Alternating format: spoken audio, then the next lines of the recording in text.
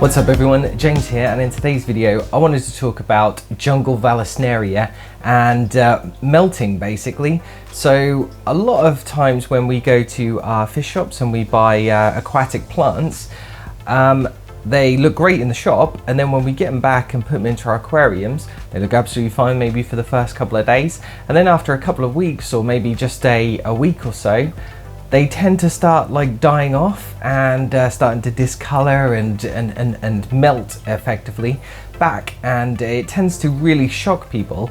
I must admit, the first time I ever saw it happening was a long time ago in one of my tanks, and I bought all these brand new plants, loads of them, and I put them in, and then just all of them suddenly started dying off, and I kept thinking, well, is it the fish that was eating the plants, or am I doing something wrong? I mean, I was dosing fertilizer, I had a little bit of CO2 in the aquarium as well, so it really threw me off, and as typically with anything, I ended up, number one, panicking about it, and then number two, searching for some information on the internet.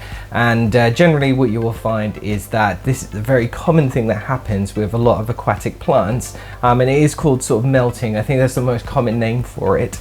And essentially all it is the fact that most aquatic plants, when they are propagated in fish farms, are generally grown outside of the water. The reason that they do that is because you have more access in unsubmersed to the water to oxygen and carbon dioxide and things like that. So it means that the plants will grow tons better and flourish a lot quicker outside of the water. But unfortunately, when we get them back into our aquariums, they suddenly go from an environment where they were outside of the water to under the water, and then that causes a bit of a shock to the plant because it's a completely different environment for the plant, and what it does is it dies off and then grows back. So that was kind of the point to this video, really, is to talk about that and, you know, just sort of emphasize the fact that it's nothing to worry about and that your plants will go back. So a good example of this is recently I set up my jungle Vallisneria Riverstream sort of aquarium. I posted it a couple of weeks ago, so check out the link in the top corner there and in the description, just so you can see what it looked like originally. And over the past few weeks, all the plants have melted practically, bar like one, I think it was, yeah, it's just caused like a massive like stew in the tank of just dead plant matter and everything. I'm not too fussed about it because the tank is going through its cycle process anyway, so I'm trying not to touch it, and I don't want to sort of interrupt anything that's going on with it, so I'm letting those plants just die off naturally. And I've actually been recording the process along the way because I thought it would be really good to show everybody what happens to the plants when they die off, and then show you what happens when they grow back. So I'm, you know, sort of happy to inform that it only takes a couple of weeks. I think it's been about 3 weeks now since I've actually done that Aquascape, or was it? Yeah, maybe about 4 weeks, something like that anyway. And yeah, a lot of the jungle Vallisneria is now started to sprout new leaves and grow back, and yeah, it's just really cool to see. So I thought I'd document it and then talk about it. So I've hopefully sort of added some B-roll throughout this conversation, so you can see sort of what it looked like when I first got it and what it looks like now. So yeah, I mean, that was all it was really, is just to clarify the fact that yeah, plants do melt because a lot of the time they are grown out of the water.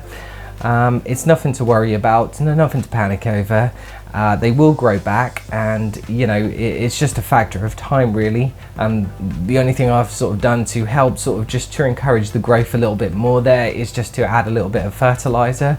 But I must admit, I've not been doing that the entire time. I think in the entire sort of few weeks that I've had this tank running, I think I've only pumped like a tiny little bit of fertilizer twice in that time. So, you know, it doesn't need it. The plants will grow back naturally, and they will generally grow back to the conditions that they are meant for, which is your water that you've got the plants in. So yeah, it's all good. Don't worry about it. This video is all about that. And if you want to talk about it, obviously leave some comments in the comment section below. If you've had any experiences on jungle Vallisneria or any other plants melting, for example, that you want to share with the community, definitely put them in the comments as well, because I think it's a good thing to talk about, being that especially the fact that when plants melt can be considered a bit of a negative thing, and obviously it worries people, upsets people, people start to panic in that, and yeah, we just want to make it a point that it's nothing to worry about. It's a perfectly normal thing that happens in the aquarium, and yeah, just patience really is probably the key, and yeah, it's good to share the knowledge and the experiences. So that was what this is all about today. If you haven't already, please hit that subscribe button so you don't miss out on any of my future videos like this one, where we talk about different issues within the hobby and sort of debunk those myths, I guess, and also, you know, sort of things that I've done along my way. And yeah, hopefully there's something for you all to sort of relate to and join in on. If you want to support the channel, there's a few links in the description below about my merch store, my Patreon, my social media feeds, if you want to follow along on different platforms that I'm on. Like I said, make sure you hit that subscribe button, hit the like button, and until next time, you stay safe.